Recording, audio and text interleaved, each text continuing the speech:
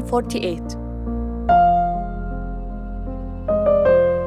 For Palestinians, that year is Al-Nakba, or the catastrophe.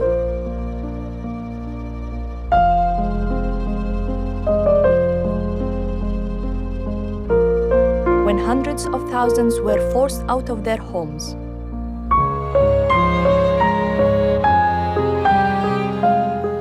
For Israelis, that year marks the creation of the State of Israel.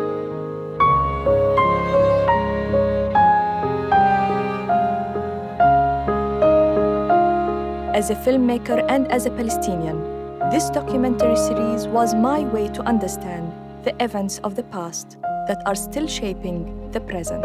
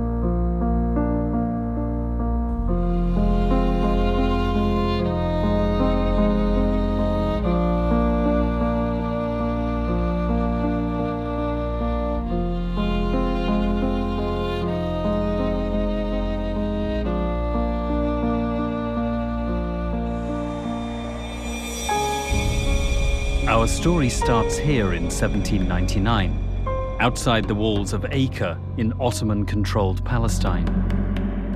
An army under Napoleon Bonaparte besieged the city, all part of a campaign to defeat the Ottomans and establish a French presence in the region.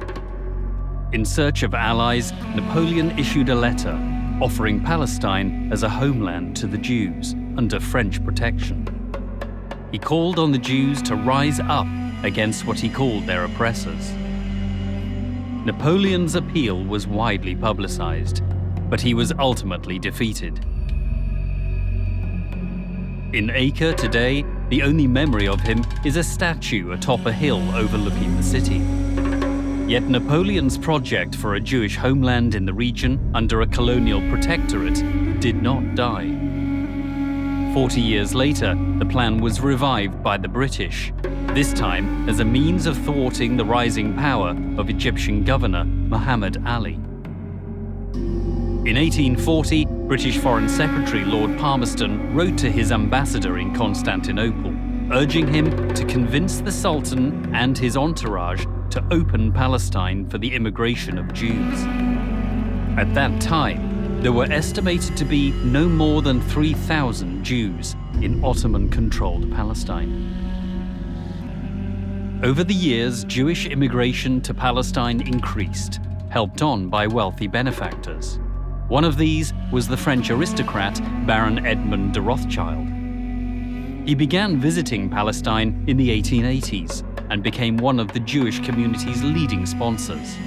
He spent over 14 million French francs to establish 30 Jewish settlements.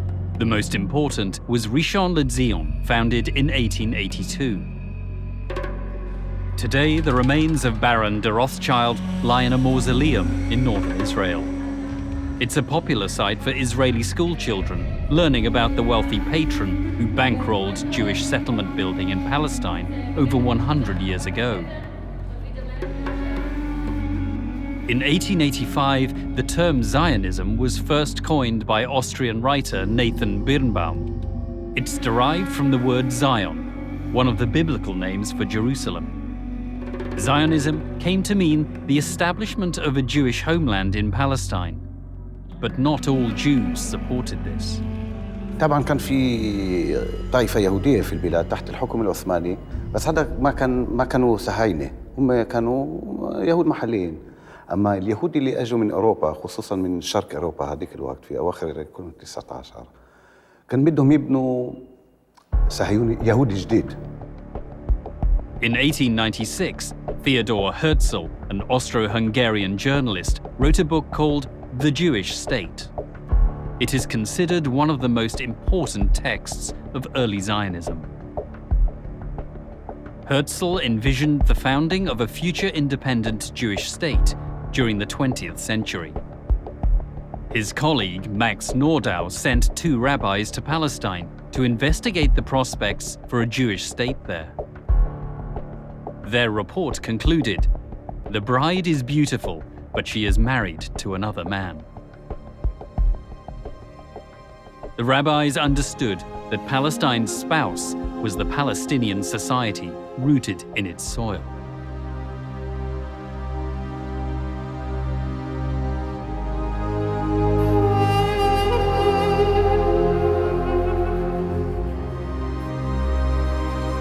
In 1897, Herzl, with Birnbaum and Nordau, convened the first Zionist Congress in the Swiss city of Basel. The Congress adopted a program for the establishment of a homeland for the Jewish people in Palestine.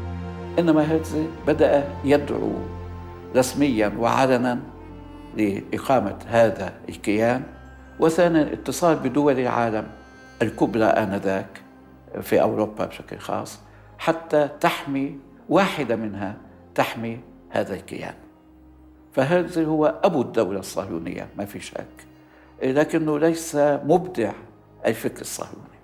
هو ما عقد مؤتمر لهذه الدول معاً واتفقت الدول على دعمه. هو كان يثير التنافس بين دولة وأخرى، كان يكذب على دولة أنه أنا سأكون معكم إذا أسستم دولة إسرائيل ضد الدول الأخرى، أنا أؤمن مصالحكم على حساب مصالح الدول الأخرى.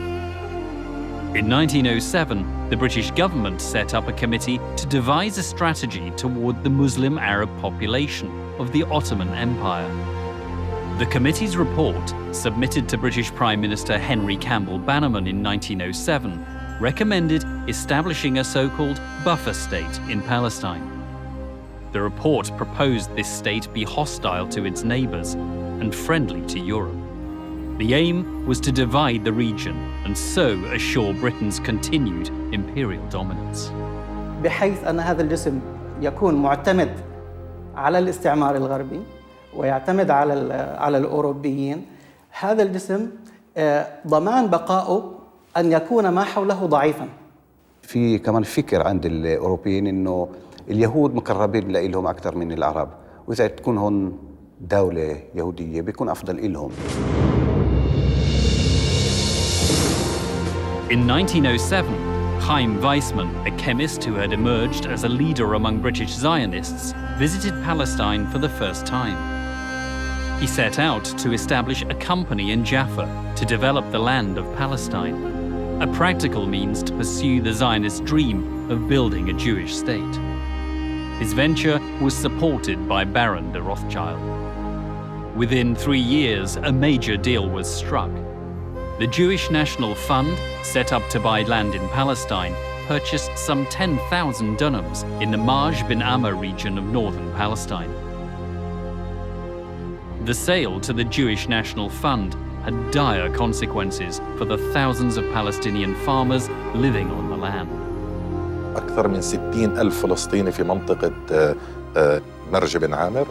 إذا كانت النكبة تعني ترحيل الإنسان الفلسطيني من أرضه والاستيلاء على أرضه في القوة ضمن هذول المركبين، فحقيقة النكبة بدأت عشرات السنين قبل 48. A more drastic form of colonialism than the average classical European colonialism, in the sense that their purpose was actually not so much only to exploit the locals, but to drive them out. From the very early moment that the Zionist movement targeted Palestine as the place for Jewish independence and statehood, and it was clear that there were Palestinians on the land, the Zionist leaders and common people alike got used to the idea that the only way of making Palestine a Jewish state is by causing the Palestinians to leave. إخلاء الفلاحين هو تطبيق للمبدأين، من ناحية الاستيلاء على الأرض تسمى تهويد الأرض، وثانيا العمل العبري، وهو الاستعاضة عن فلاحين عرب بيهود إما من شرق أوروبا، وفي حالات أخرى عندما قل العدد استعانوا بيهود من اليمن. A Jewish militia known as Hashomer was established to protect the growing number of Jewish settlements. Jews held demonstrations to demand the recognition of Hebrew as an official language under Ottoman rule. العربي والفلسطيني كان واعي من اليوم الأول لمفهوم الصهيونية. هي حركة عنصرية تبحث عن رأس مال لاستعمار أرض وتوظيف البعد الديني لجعلها وطن لمن تبقى منها يهود العالم في هوية وكيان ومستقبل سياسي. هذا الوعي كان واضح جدا عن نجيب عزوري، كان واضح جدا عن نجيب نصار. In 1908, Najib Nassar, a Palestinian pharmacist, began publishing a newspaper called Al-Kamel. In it, he warned of Zionism as a movement aimed at displacing the Palestinians. He wrote, "The Jewish state would be a poisonous dagger in the heart of the Arabs." The outbreak of World War I in 1914 created new opportunities to reshape the Middle East. خلال الحرب البريطانيين كان يفكروا عن الموقع، يعني فلسطين على قرب من قناة السويس ودور بريطانيا في مصر آنذاك، كان يدل على دور خاص لبريطانيا في فلسطين، ورأوا في اليهود وفي الحركة الصهيونية شريك في أمر استراتيجي استعماري. In 1915, a secret memorandum was presented to the British cabinet under the title The Future of Palestine. It was drafted by Herbert Samuel, a British politician and Zionist committed to Palestine becoming a home for the Jewish people. In the document, Samuel advised that the time was not ripe for the establishment of an autonomous Jewish state in Palestine. He recommended instead that Palestine be annexed to the British Empire, describing this as the most welcome solution to the supporters of the Zionist movement. He expressed the hope that under British rule and over time, more Jews would settle in the land and grow into a majority among what he called the Mohammedans of Arab race. Samuel's recommendations were taken into account in the secret British-French agreement formulated by British politician Sir Mark Sykes and French diplomat François-Georges Picot. The Sykes-Picot Agreement opened the way for the establishment of a Jewish state. In 1917, the British cabinet, headed by Prime Minister David Lloyd George, pledged to establish a homeland for the Jews in Palestine. The pledge came in the form of a letter from the British Foreign Secretary Arthur Balfour to the influential British Zionist Lord Walter Rothschild.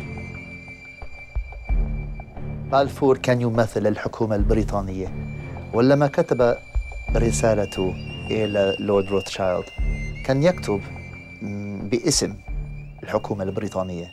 روثشايلد كان يلعب دور شخصي اللوبي ليشجع الحكومة البريطانية أن تأخذ سياسة معينة بالنسبة إلى دور اليهود في فلسطين.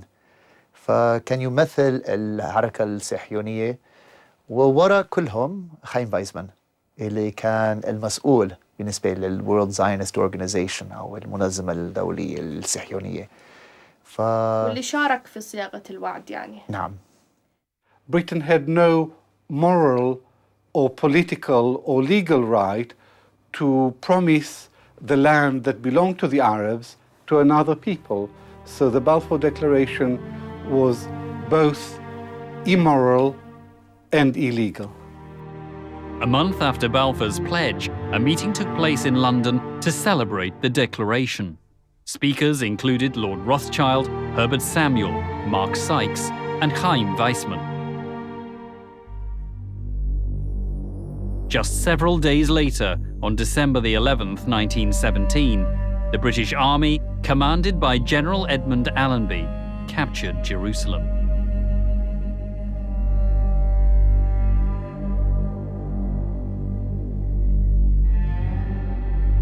Entering the Holy City alongside Allenby was a Jewish military unit, established under British auspices. One member of this unit was David Ben-Gurion, who would later be Israel's first prime minister. The unit also included Ze'ev Jabotinsky, a future Zionist leader, as well as Nehemiah Rabin, soon to be father of young boy Yitzhak Rabin. Within a month, General Allenby welcomed Chaim Weizmann in Jerusalem. There were approximately 50,000 Jews in Palestine at this time, 10% of the population among 500,000 Arabs. The Great War ended in 1918, and preparations were made for a peace conference in Paris.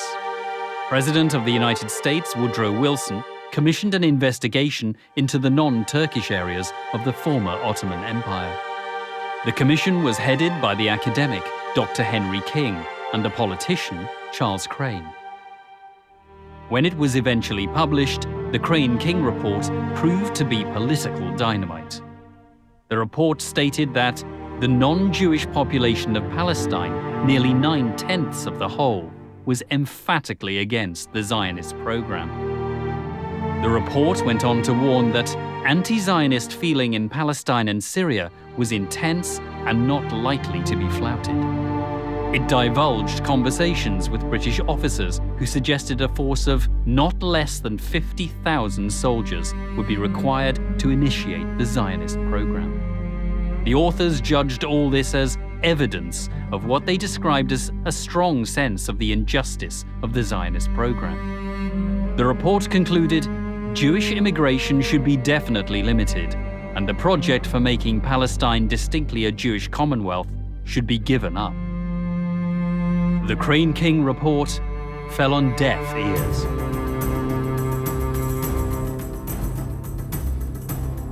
At the Paris Peace Conference in 1919, Britain was represented by Prime Minister David Lloyd George and Arthur Balfour. A delegation from the Zionist organization attended, headed by Chaim Weizmann. They presented a map, seen here, proposing the area to be allocated for a Jewish homeland. The map included both Palestine and the east bank of the Jordan River, as well as parts of what are today southern Lebanon and Syria. Parallel to the conference, the leader of the Arab delegation, Prince Faisal bin Hussein, signed with the Zionist delegation's leader what became known as the Faisal-Weizmann Agreement. It outlined Faisal's approval for a Jewish homeland in Palestine and an Arab nation in the larger Middle East. The agreement was mediated by Lieutenant Colonel Thomas Edward Lawrence, known as Lawrence of Arabia. Faisal signed, adding in his own handwriting that the agreement be dependent on the Arabs gaining their independence. الحركة الصهيونية من 1919 تقريبا فهموا إنه التركيز على السياسة الخارجية ما بكفي. يعني مضبوط لنا علاقات كتير كويسة في لندن، في لنا مكتب في نيويورك وواشنطن، ولنا ناس في برلين وفي باريس والى اخره. بس احنا فيهم ناس واحنا لازم او نتفق معهم، بس نيجي لإشي معهم لازم ناخذهم بعين الاعتبار على الاقل. و1919 اسسوا مركز استخباري للحركة الصهيونية 1919 وكانوا ناس يعني أنا ذكرت إنه كان في علاقات في كتير من المناطق علاقات منيحة بين اليهود والعرب، وكان في يهود كانوا الجيل الثاني هون، يعني إذا أبوهم إجا لهون في 84 1884 86 هم انخلقوا هون ولدوا هون، وكانوا يحكوا عربي ويركبوا فرسان ويروحوا عند العرب، وكان عندهم أصحاب عرب وصاروا يلموا معلومات. وشو المعلومات؟ معلومات من نوع واحد، معلومات سياسية. شو الرأي العام؟ هل بدهم يوافقوا مع المشروع الصهيوني أو لا؟ وين في أراضي فاضية؟ وين في ناس ممكن يبيعوا أراضي لليهود؟ هذا كان الشيء الثاني. حكي الثالث بنقدر نقول كان إذا في خطة لمهاجمة يهود بمنطقة معينة، يكون واحد يقول لك يعني جماعة قعدوا عندنا وحكوا بكرة بدنا نروح عن مستوطنة معينة ومع بارودة، هو يروح يحكي لأصحابه اليهود. In 1920, the first British High Commissioner for Palestine was appointed. Controversially, London selected Herbert Samuel for the post. Samuel was a committed Zionist. Many suspected he would set out to implement what he had proposed 5 years earlier, by favoring Jewish immigration to transform Palestine into a Jewish homeland. In 1922, the League of Nations formalized British rule in Palestine. The second clause of the British Mandate document, approved by the League of Nations, stipulated, "The British Mandatory shall be responsible for placing the country under political, administrative, and economic conditions that will secure the establishment of the Jewish national home." British High Commissioner Herbert Samuel decreed Hebrew as an official language of Palestine alongside Arabic and English. The letters E and Y were added to the word Palestine in Hebrew as an abbreviation of the words Eretz Yisrael, meaning land of Israel. هربرت سامويل تحت إشراف الانتداب البريطاني هو الذي خلق إسرائيل قانونا، وضع القوانين حوالي 100 قانون لكي يمكن تسريب الأراضي العربية إلى يد اليهود. ثانياً، سمح لليهود بأن يكون لهم نظام تعليم منفصل عن نظام حكومة فلسطين. وأهم ما عمله الإنجليز أن سمحوا لهم بأن يكون لهم جيش منفصل. أنا أتكلم عن 1920. Britain provided the muscle under which they could simply emigrate. I mean, they couldn't have immigrated were it not for the British presence. Because the crucial battle in the early stages was simply getting Jews into Palestine and acquiring land. They couldn't have done that without British government's sponsorship. الانتداب البريطاني أخذ أهم شيء، البشاع والمتروكة والمملوكة للحاكم، وملكها للحركة الصهيونية في مستوطنات فورا. السلطة البريطانية كانت تعطي منح أراضي لليهود حتى يسووا الكبوتسات وهالشغلات هاي كلها، واحنا نشوف هالاشياء مش ما نشوفها، لكن ما نوعاهاش. يعني انا في جيلي في هذاك الوقت. وحموا الوكالة اليهودية التي كانت شبه حكومة لليهود أيام الانتداب، وأعطوها كل المساعدات العسكرية والمادية، وساعدوها على إخفاء نفسها. فهي مهارة صهيونية، مؤامرة بريطانية، وإلى حد ما وآسف أن أقول غباء أو بساطة عربية فلسطينية.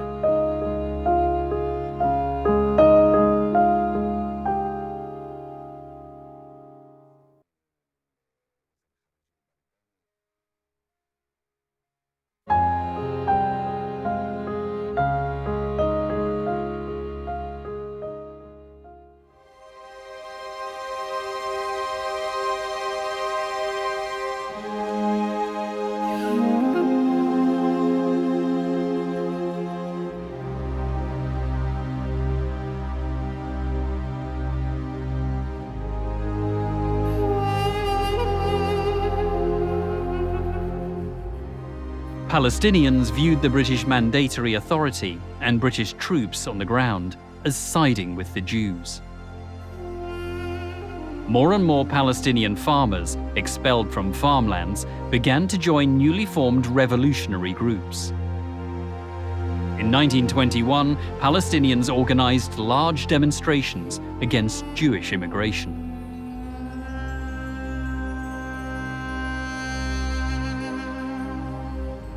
At that time, the Palestinian leadership was in effect hereditary, within one family. The Grand Mufti of Jerusalem, Amin al-Husseini, inherited his position at the age of 25, following the death of his brother, who had in turn succeeded their father. The leadership sent successive delegations to London to discuss the Palestinian question. الحركة الوطنية الفلسطينية في كل وقت كانت تعمل على أن تجمع الصيف والشتاء تحت سقف واحد، الحفاظ على صداقة بريطانيا في جانب ومعاداة الحركة الصهيونية في جانب آخر، وهذا لا يمكن أن يستقيم. نخبة دقيقة جدا، رقيقة جدا بالعدد يعني وبالتعليم، تقابل نخبة إمبراطوريات. يعني اليهود في بداية القرن العشرين نخب إمبراطوريات فعلا يعني. تقريبا في كل منطقة وكل لقاء للمؤسسات الفلسطينية اللي أسست هذيك الفترة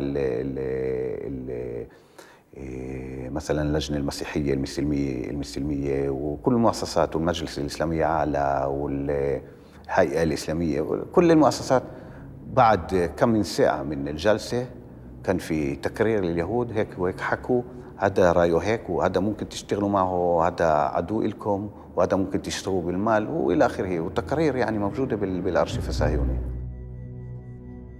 The changes on the ground in Palestine can be noted in the British government's report to the Council of the League of Nations in 1925.